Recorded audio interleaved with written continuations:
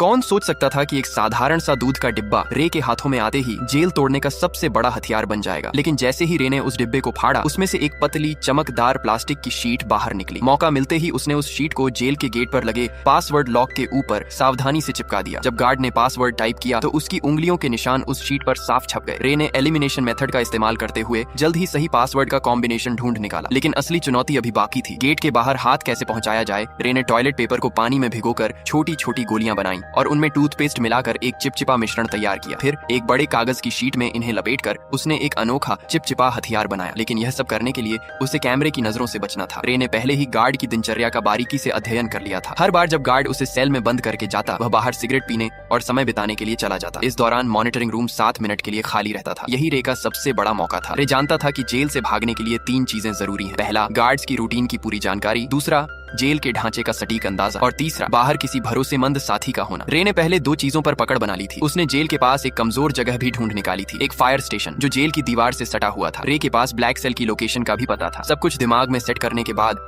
उसने अपने प्लान को अमल में लाना शुरू किया। उसने जानबूझकर एक कैदी पर हमला कर उसे घायल कर दिया। जैसा उसने सोचा था वैसा ही हुआ। गार्ड्स ने उसे सजा के तौर पर ब्लैक सेल में डाल दिया। जब गार्ड खाना देने आया, रे ने चुपके से कागज की गोली छोटी खिड़की के ताले में डाल दी, जिससे वह आसानी से खुल गई। पासवर्ड सिर्फ 4 अंकों का था, जिसे रे ने चुटकियों में क्रैक कर लिया। ब्लैक सेल से निकलते ही उसने मॉनिटरिंग सिस्टम को हैक कर 1 मिनट पुराना फुटेज चला दिया ताकि गार्ड्स को कुछ पता न चले। इसके बाद उसने फायर स्टेशन से जुड़ी वेंटिलेशन पाइपलाइन को खोज निकाला। जब गार्ड सिगरेट पीने में व्यस्त थे, रे उस पाइप के रास्ते रेंगता हुआ बाहर निकल गया। बाहर उसकी साथी पहले से ही तैयार थी। उसने एक छोटी कार में विस्फोट कर दिया, जिससे फायर अलार्म बज उठा। गार्ड्स ने सीसीटीवी फुटेज चेक की, लेकिन सब कुछ सामान्य दिखा। इस बीच रे फायर स्टेशन में दाखिल हो चुका था। उसने जल्दी से एक फायर फाइटर की वर्दी चुराई और फायर ट्रक के नीचे छुप गया। अफरा तफरी का फायदा उठाकर वह ट्रक के साथ घटनास्थल तक पहुंचा और वहां से अपनी साथी की गाड़ी में बैठकर साफ बच निकला। यह रे की 14वीं जेल ब्रेक थी, जहां यह खुलासा होता है कि वह कोई नॉर्मल अपराधी नहीं था। उसका असली काम जेलों की सिक्योरिटी सिस्टम को टेस्ट करना था। असल में वह एक सिक्योरिटी कंपनी का ओनर था, जिसकी वजह से वह नकली कैदी बनकर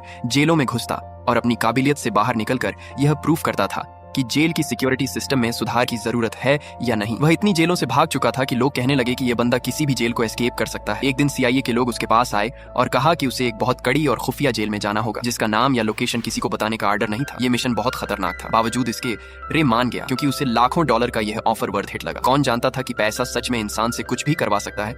उन्होंने रे को एक नई पहचान और एक सीक्रेट एग्जिट कोड दिया, जिसका इस्तेमाल वह अगर कुछ गलत हो तो भागने के लिए कर सकता था। जाने से पहले उन्होंने उसके शरीर में एक ट्रैकिंग डिवाइस भी लगाया। जल्दी ही वह दिन आ गया जब उसे जानबूझकर अरेस्ट होना था, लेकिन अचानक कुछ लोगों ने उसे अगवा कर लिया और इलेक्ट्रिक शॉक दे दिया। इससे पहले कि उसे कुछ समझ आता, उन्होंने उसके हाथ से ट्रैकिंग डिवाइस को निकाल दिया और उसे बेहोश कर दिया। जब उसकी आंखें खुलीं तो उसने खुद को एक अजीब सी जेल में पाया, जिसमें हर रूम कांच का बना हुआ था और वहाँ हर जगह कैमरे थे। उसके आसपास सभी कैदियों को भी ऐसे ही 24 घंटे सुपरविजन में रखा गया था। ये जेल पूरी तरह से हवा में लटकी हुई थी, जिससे कोई भी कैदी जमीन खोदकर भागने का सोच भी न सके। यह देखकर रे को तुरंत समझ आ गया कि वह एक बुरी सिचुएशन में फंस चुका है। वहां से जितना जल्दी हो सके निकलने के लिए उसने सीक्रेट कोड बोला, लेकिन जेल का जेलर एक टेढ़े दिमाग का आदमी निकला। उसने बिना कुछ सुने रे को फिर से बंद कर दिया। अब यहाँ ये राज सामने आता है कि जेलर किसी ऐसे आदमी से मिला हुआ था जो रे का दुश्मन था। कुछ देर बाद उसने देखा कि यहाँ के गार्ड्स पूरी तरह से हथियारों से लैस हैं और चेहरे पर काले मास्क लगाकर घूमते हैं, और गार्ड्स की संख्या भी कैदियों से कई ज्यादा थी, जिसकी वजह से उनका जब मन करता वे किसी को भी मारने या पीटने लग जाते। वहीं कैदियों को टॉर्चर करने के लिए एक भयानक कमरा बनाया गया था, जहां अंदर जाते ही तेज रोशनी से आंखें चकाचौंध हो जाती थी। इसके अलावा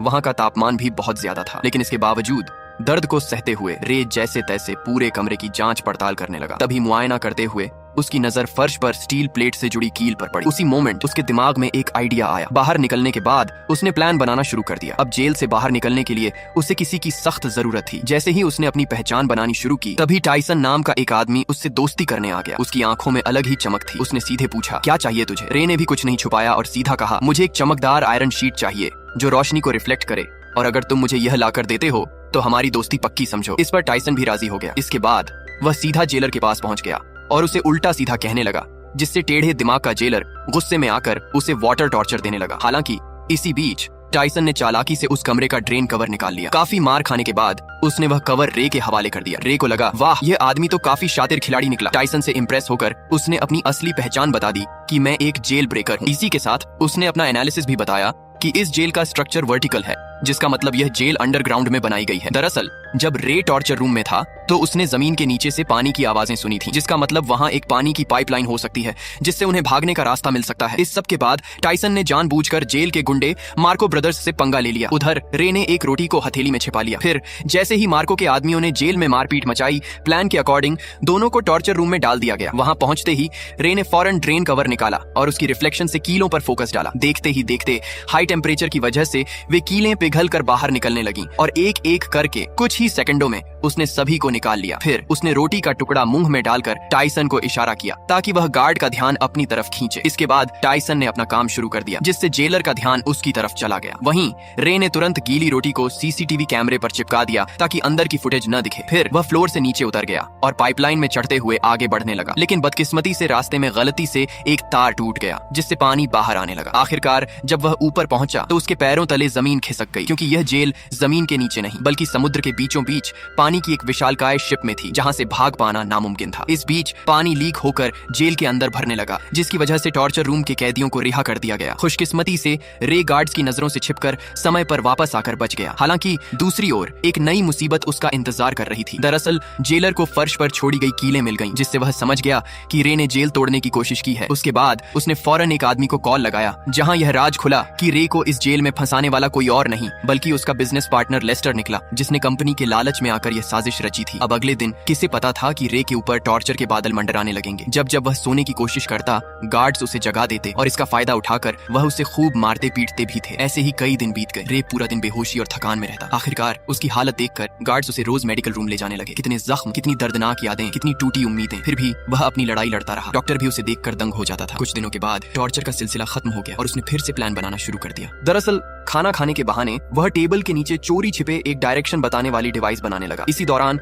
उसने मार्को से मिलकर उसे अपनी टीम में शामिल कर लिया, जिसके बाद तीनों ने मिलकर एक ताबड़तोड़ प्लान बनाया। प्लान के हिसाब से मार्को भाई ने जेलर से झूठ बोला कि मेरे पास खुफिया जानकारी है जो मुझे डेक पर जाकर पहुंचानी है। यह सुनते ही जेलर ने उसे डेक पर जाने की परमिशन दे दी। अब वहां पहुंचते ही मार्को ने डायरेक्शन डिटेक्टर से मेजर करना शुरू कर दिया, मगर रे के लिए इतना काफी नहीं था। उसने नोटिस किया कि फ्लश करते वक्त पानी घड़ी की उल्टी दिशा में घूम रहा था। अब सारे डाटा को एनालिसिस करने के बाद उसने कंक्लूड किया कि वह अभी नॉर्दर्न हेमिस्फेयर में है। फिर एक नए आए कैदी से पूछने पर पता चला कि अभी नवंबर का महीना चल रहा है। इसके बाद रे ने अपने बॉडी टेम्परेचर को ध्यान में रखकर अनुमान लगाया कि वहां का तापमान जरूर मोरक्को तट के आसपास का होगा। इतनी मशक्कत के बाद आखिरकार अंत में जाकर उन्होंने क्लियर लोकेशन का पता लगा ही लिया। हालांकि लोकेशन पता होने के बावजूद वे वहां से निकलते भी तो कैसे? तभी टाइसन ने कहा कि अगर हम किसी तरह से बाहर मौजूद मेरे आदमियों तक मैसेज भेज सकें तो हमें यहाँ से निकलने से किसी का बाप भी नहीं रोक सकता। उसकी बातें सुनकर रे को लगा कि इस जेल का डॉक्टर शायद उसकी मदद कर सकता है। उसके बाद उन्होंने एक प्लान बनाया जिसके अकॉर्डिंग टाइसन ने जानबूझकर रे पर हमला कर दिया, जिससे वह डॉक्टर के पास जा सके। ऐसे ही कई दिनों तक रे बीमार होने का नाटक करके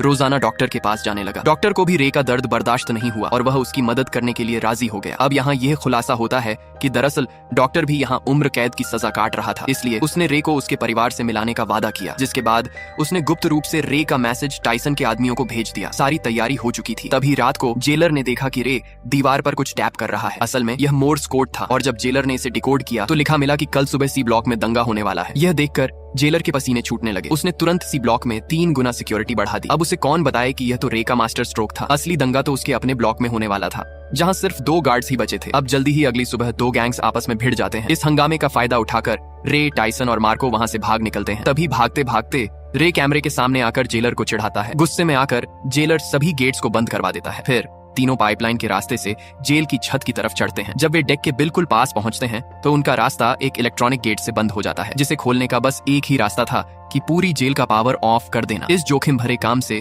सबको वापस पकड़ा जा सकता था। वहीं दूसरी तरफ जेलर ने मोशन डिटेक्टर के जरिए उनकी लोकेशन ट्रेस कर ली और फिर सारे गार्ड्स उनके पीछे लग गए। तभी भागने के दौरान मार्को को गोली लग जाती है। वह समझ जाता है कि उसका जिंदा बचना अब मुश्किल है, इसलिए वह अपने साथियों को भागने को कहता है और अकेले गार्ड्स को रोकता है। जैसे तैसे रे नीचे पावर रूम तक पहुंचकर पूरे शिप का पावर ऑफ कर देता है और ऊपर गेट खुलते ही टाइसन तुरंत डेक तक पहुंच जाता है। खुशकिस्मती से वहां हेलीकॉप्टर भी पहुंच चुकी थी, लेकिन टाइसन के मजबूत इरादों की वजह से वह रे को अकेला छोड़कर जाता भी तो कैसे? उसने मशीन गन उठाई और सामने आने वाले गार्ड्स पर गोलियां चलानी शुरू कर दी। वहीं दूसरी तरफ रे छुपकर पानी के एक टैंक में घुस गया, जहां उसे ढूंढ पाना मुश्किल था। यह देखकर जेलर ने तुरंत आदेश दिया कि शिप को दोबारा रिस्टार्ट करो, जिससे जिस पानी के टैंक में रे छुपा था वह अपने आप फ्लश होने लगा, जिससे रे फौरन समुद्र में जा गिरा। रे का दिमाग देखकर जेलर के तो होश ही उड़ गए। वहीं इधर टाइसन ने एक बंदूक उसकी तरफ फेंकी। रे ने तुरंत कैच किया और कुछ गोलियां फायर कर दी, जिससे जेलर के पीछे रखे तेल के ड्रम फट गए। इसी के साथ जेलर की वही मौत हो गई। अब सब कुछ शांत हो गया और वे दोनों अफ्रीकन तट पर पहुंच गए। अचानक सामने से एक गाड़ी आई, जिसमें से एक लड़की उतरी। वह लड़की और कोई नहीं बल्कि जेसिका निकली, जिसने रे को यह मिशन का ऑफर दिया था। तब रे को पूरी बात समझ आई। ये सारा प्लान टाइसन की बेटी का था। दरअसल जेसिका ने अपने पिता को बचाने के लिए उसे जेल में भिजवाया था और रे की चालाकी से उसे बाहर भी निकलवा लिया। आखिरकार रे के चेहरे पर एक प्यारी सी मुस्कान खिल उठी और ऐसे ही संघर्ष और हार न मानने के जज्बे से वे लोग अपने परिवार से वापस मिल सके। यही मुलाकात इस खूबसूरत फिल्म का अंत बन गई। तो दोस्तों, आशा है आपको कड़ी मेहनत और उम्मीद से भरी ये मूवी पसंद आई होगी। अगर पसंद आई है तो प्लीज नीचे आ रही इन वीडियोस को भी जरूर देखें और वीडियो को लाइक करके चैनल को सब्सक्राइब कर लें, जिससे आपको और भी मूवीज देखने मिल सकें।